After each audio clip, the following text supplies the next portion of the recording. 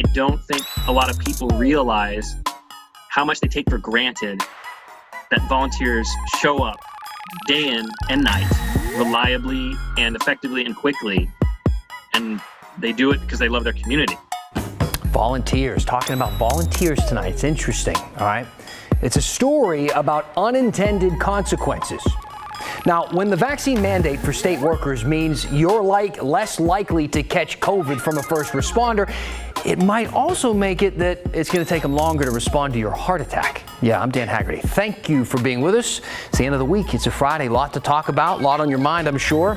A whole week's worth of thoughts about the news nowadays. Let me know what you're thinking. Email us at thestory@kgw.com, or you can use the hashtag HeyDan on Twitter.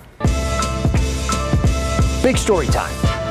Now, in about 3 weeks, most state employees who aren't vaccinated against COVID-19 could lose their jobs, could get fired for not getting vaccinated. Now, some of you might be thinking, good, I don't want to be around unvaccinated people, and that's fair. That's a fair thing to say. But what happens when your personal health is jeopardized by something else, not COVID, like a stroke or a house fire? And no one can come to help you because those first responders have quit over the vaccine mandate. Groups of nurses and teachers and police officers and firefighters who are already shorthanded could be even worse off once we reach that vaccine mandate deadline. Leaders in rural Oregon, for instance, they say they already know what's going to happen, and it's not going to be good. And Eastern Oregon Malheur County commissioners have declared a state of emergency, anticipating what's going to happen. They say when that vaccine deadline comes next month, they're going to lose a huge chunk of their first responders. The Malheur Enterprise has been reporting on it. Check out some of the reporting here.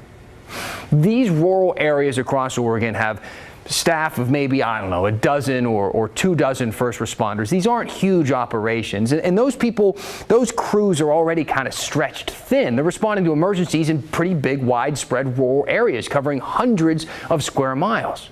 Let's head west now from Malheur County to Warrenton on the coast there on the map near Astoria. If you have an emergency there in Warrenton, the people coming out to help you are most likely volunteers, okay? Volunteers. The majority of their firefighters and EMS workers are volunteers. But the governor's vaccine mandate doesn't differentiate between people who are paid and people who are unpaid, people who are volunteers. And come October 18th, those volunteers won't be able to respond to emergencies if they're not vaccinated. The mayor of Warrenton says the majority of those volunteers are not vaccinated. And now he's got a crisis on his hands because they're not planning on getting the shot. And it's hard to threaten an unpaid volunteer with the possibility of losing their job, isn't it? Right now, the city of Warrenton has 3 paid firefighters and 20 unpaid volunteers. 9 of them are vaccinated. 14 of them are not.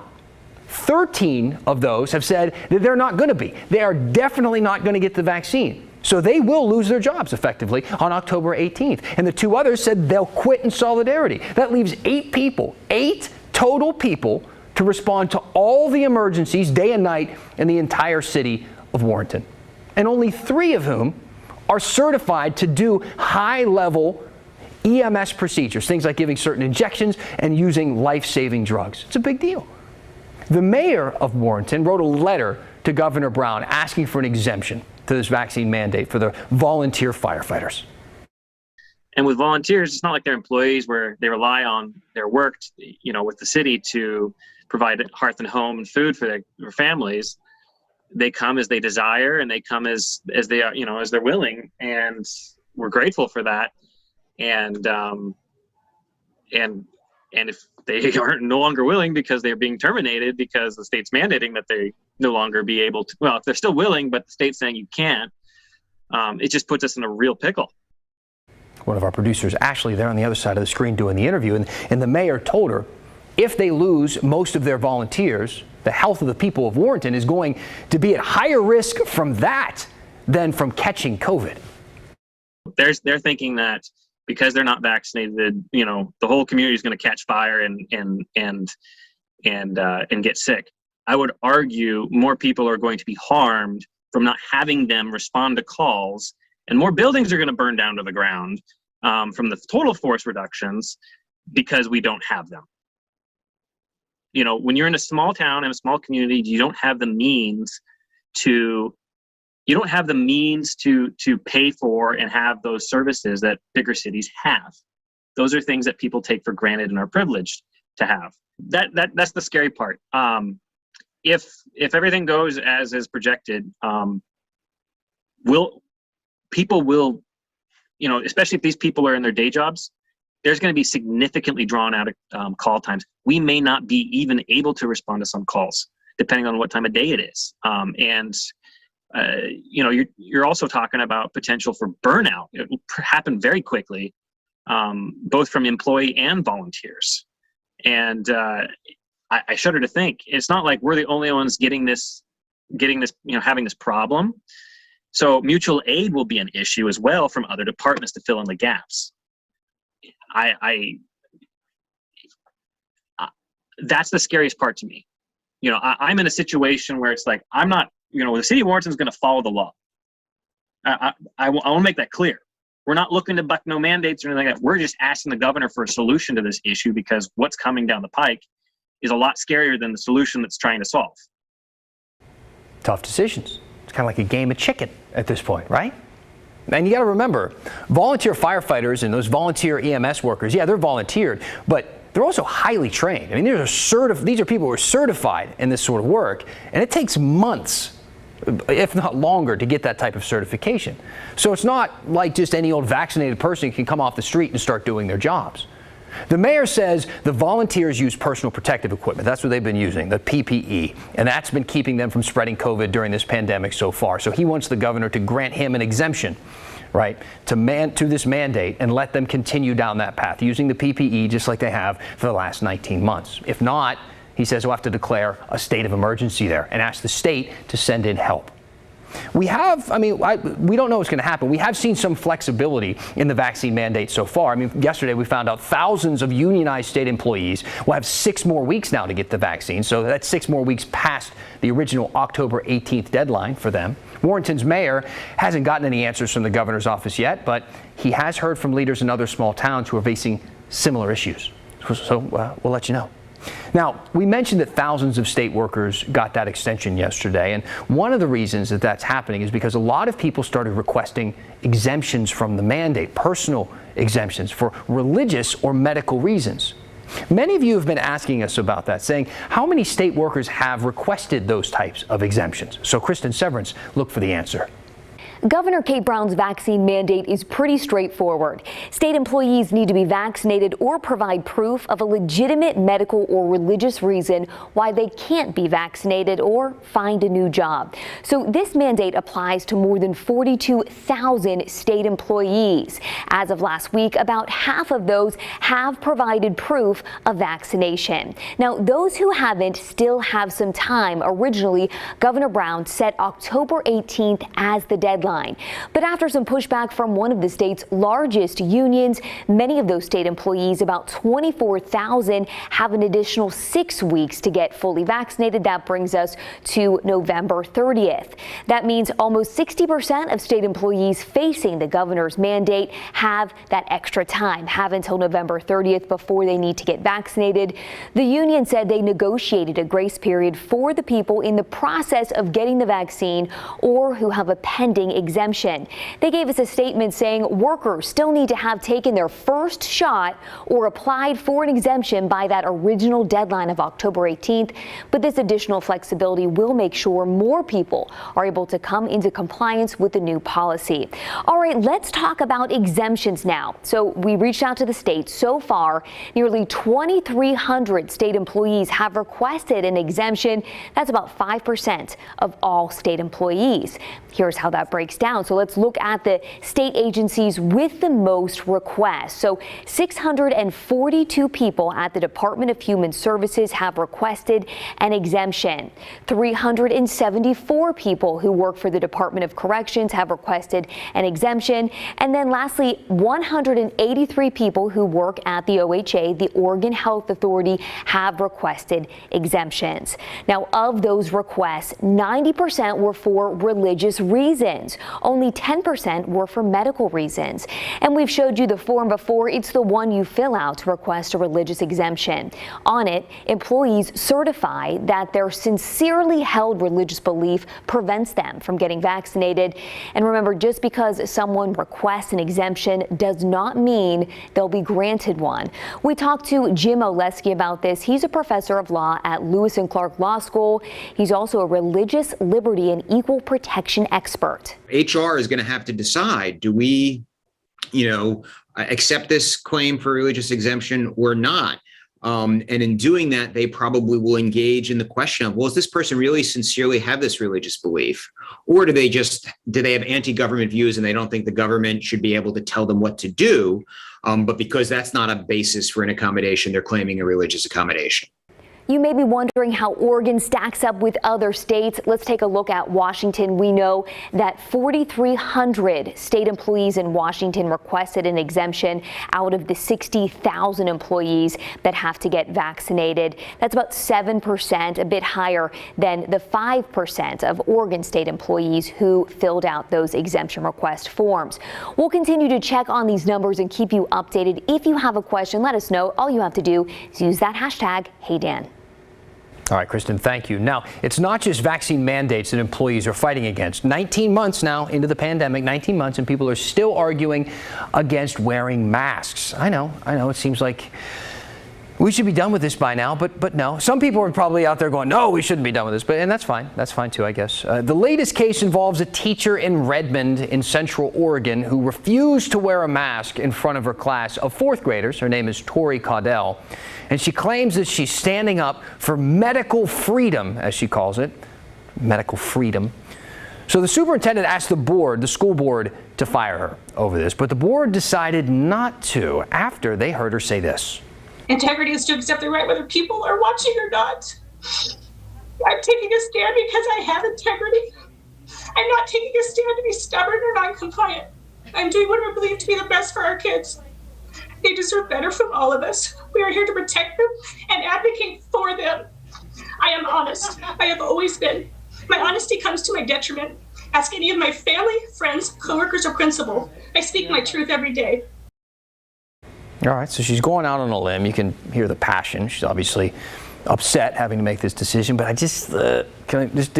so I understand. You're claiming that you're protecting your fourth grade students by not wearing a mask. And considering 9 and 10-year-olds aren't eligible to be vaccinated yet, and the fact that there's active COVID outbreaks at nearly 50 schools across Oregon right now, including in Deschutes County. You know what I mean? If you think of it that way. Now, despite the school board's decision, Caudell, her job still might be up in the air. All right, the district is saying that they're going to work to, quote, determine an employment decision. So I guess we'll have to wait and see what happens. All right, let's count some vaccines for just a minute. More than 2.79 million Oregonians have gotten at least their first dose, and that works out to be about 66% of the state's entire population, 66.2, a little bit more than that. And it includes everyone, even kids under 12 who can't get the vaccine yet. Now, usually, right after this, we show you Washington's vaccine numbers as well, but there is a discrepancy with the data that we're getting from the CDC right now. So we're going to be checking with them to try and clear all that up, and hopefully we'll have Washington's updated numbers for you next week. Come on, CDC. We'll get them. We'll get them. Now, let's get back to talking about response times in emergencies for just a minute. We mentioned the potential issues in rural areas. We talked about that. But in Portland, there's a different kind of problem. A few months ago, we told you about the long wait times for 911 in Portland. People were on hold for several minutes to report an emergency. Well, there may be a fix, or at least an improvement. Investigative reporter Kyle Laboshi found out that the city is looking at a new artificial intelligence system to try and help.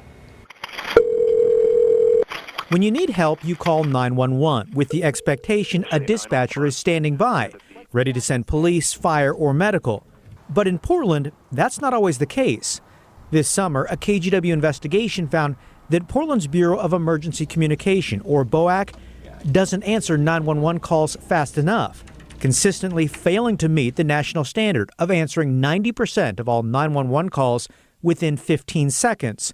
In August, the average 911 caller in Portland waited 57 seconds. That's almost a minute to report an emergency. How is this acceptable? It's not. Absolutely not. Bob Kazi, director of BOAC, explained this summer that 911 dispatchers have been inundated with an extremely high number of both emergency and non-emergency calls. We are just getting slammed. So to help alleviate this pressure, City Commissioner Mingus Mapps wants to install artificial intelligence software to help answer non-emergency calls. This will basically be when you call the non-emergency number, instead of getting a human or a live human being, you'll actually be talking to an intelligent computer who will basically help direct you to the resources that you need in the city. Mapps hopes the new automated system, costing roughly $125,000, will be up and running by the end of the year, allowing dispatchers to focus on true emergencies instead of being bogged down by non-emergency calls. We'll be able to free up staff time, so like those calls can be answered right away. We want to be able to pick up those calls within about 9 seconds. Eventually, Mapps hopes to hand off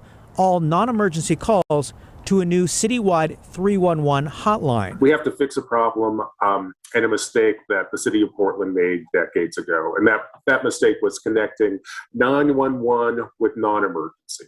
By restructuring where calls go, how they're handled, and increasing staff, Commissioner Mapps hopes to improve the long wait times for 911 calls. Because in an emergency, when you need police, fire, or medical, waiting 1 minute for a dispatcher is too long. Kyle Aboshi, KGW News. Now, through the pandemic, we've been dealing with a lot of shortages, and some of them, well, they're not going away anytime soon. For instance, you might want to get an early start in your holiday shopping. Yeah, I know. It's taken a long time for things to get shipped around the world, and when they get closer to Portland, they actually get stuck. We'll explain why when the story continues.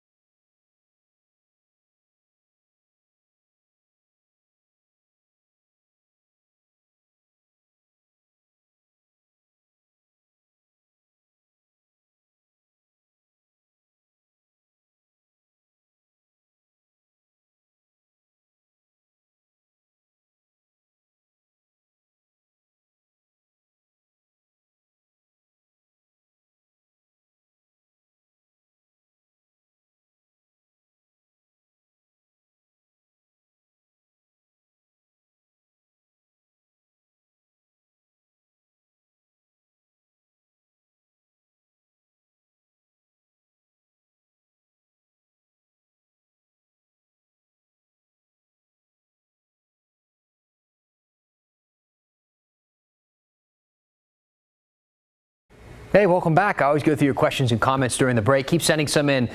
Send them to the story at kgw.com. I almost forgot there. Could you see it paused for a moment? I forgot. I've been saying this for 2 years and I almost forgot. But it's okay. It's at the bottom of your screen. I should just read it there. Or use the hashtag HeyDan on Twitter. I also want to remind you about our Hey Help campaign. Didn't forget about that. This week we're asking you to please consider donating to Girls Inc. of the Pacific Northwest. They work with schools and they support and empower girls through mentoring and after-school programs and groups. If you want to help them out, they'd very much appreciate it. I guarantee. Just open up the camera on your phone, pointing at the QR code on your screen, and that'll send you to a donation page. You can also go to kgw.com/heyhelp. And this is a micro donation drive, so feel free to give any amount, no matter how small, it will help. I have to say, it's pretty nice right now living in a world where you can order something online from your couch. You don't even have to go anywhere. You just pull out your phone or your laptop or your tablet or whatever, and you buy it. Sometimes if you're lucky, you have like Amazon Prime or whatever, it shows up the next day, okay? And then sometimes it's not as easy, and this happens. I got this email from Jeff earlier this week. Hey, Dan, could you look into what's going on at the FedEx location in Troutdale? Nearly all of the packages I receive from FedEx is delivered in Troutdale by as much as, delayed rather, by as much as a week. I'm currently waiting for a critical medical device that has been stuck in Troutdale since Friday. Got another one from Steve, very similar. He said, I have a request from your team. How many other people have had a problem with FedEx? In the last week, 2 different packages from different states made it to Troutdale FedEx Depot and were lost. And FedEx will not even talk to me. I had to contact Walmart to reorder the 2 items. And I'll add, multiple people on the story team have actually been complaining about this same thing. The FedEx Troutdale hub. What is the deal? What's going on in Troutdale? Well, Yahoo Finance just published a story about FedEx's, quote, disappointing earnings report with the ominous headline, FedEx just painted a disturbing picture of the job market. See, apparently, the company's chief operating officer specifically mentioned their Portland hub in this, which is actually in Troutdale, on an earnings call with analysts. He said, our Portland, Oregon hub is running with approximately 65% of staffing needed to handle its normal volume. This staffing shortage has a pronounced impact on the operations, which results in our teams diverting 25% of the volume that would normally flow through this hub because it simply cannot be processed efficiently to meet our service standards. So, there you go. All right, like everywhere else, FedEx has a staffing shortage and it's keeping your packages in limbo. It's really bad here in Portland, apparently. So that's why your packages are getting stuck in Troutdale. But a lot of stuff is still coming into Portland right now, of course. Business is actually booming at the docks at Terminal 6 in Portland, where 2 shipping lines now make weekly deliveries. It's a big change from 2016, when ships actually stopped arriving at Terminal 6 because of a nasty labor dispute. Pat Doris reports. Watching a cargo ship load containers bound for China while at the same time unload other containers meant for Portland and beyond is a fascinating sight. On average, a ship like this will take on 650 containers and take off the same number. This ship has containers that are coming to local stores, including Fred Meyer, Dollar Tree, Dollar General, and Les Schwab. Roughly 66 longshore workers will take part in the operation, which generally lasts about 2 days. This is one of 6 ships making regular stops in Portland each month. Leaders at the Port of Portland are thrilled. Well, it's a fantastic deal. It's a great benefit to the local businesses, farmers and growers in the region, and also consumers. It's a lot busier, as you can see, than it has been in the past, and we're very excited about it. It is indeed a big change from 2016, when cargo shippers stopped calling on Portland and the docks here went quiet. The company managing the docks at the time sued the Longshore Union over slowdowns and work stoppages, and a jury awarded $96 million in damages. A federal judge later lowered that to $19 million. I asked the union for an interview this week, but they've not responded. Regardless, it appears that relations, at least with the port, are better now. I have to tell you, I was the Marine Operations Director back when we leased the container terminal, and things didn't go so well.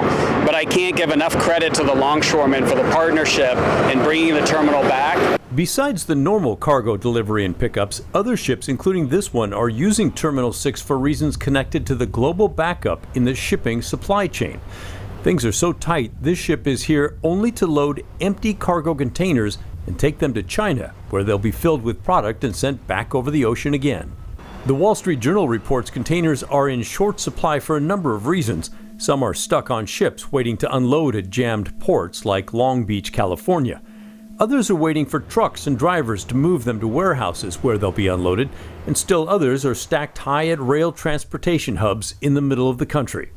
The shortage of shipping containers is expected to last through the end of the year. Pat Doris, KGW News. All right, thanks to Pat and thanks to you. Keep sending in those questions and comments at the story at kgw.com. I'm going to read a few when we finish this thing up next.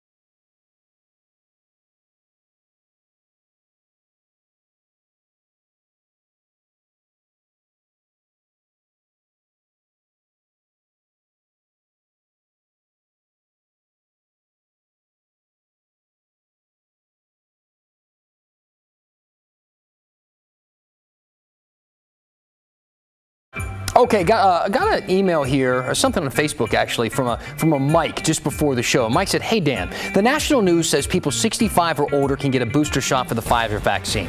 I found out from my local Fred Meyer pharmacist that the OHA hasn't approved this yet, and they had to do that first. So I had to cancel my appointment. Talk about the confusion, please. When is the OHA going to act?" So throughout the vaccine rollout, you probably know this, Oregon, Washington, and California, and Nevada, they've banded together to do kind of a separate review process than the rest of everybody else before they can make the shots available in those states. So that's why you couldn't get your booster yet. But that should change very soon, because today the Western States group gave the go-ahead for the Pfizer booster shots. It's only approved for people 65 and older, those with underlying health conditions, or people who work in high-risk settings like healthcare. And to get it, it has to be at least 6 months since your last shot. So there you go, Mike, or anybody else who's interested in the booster.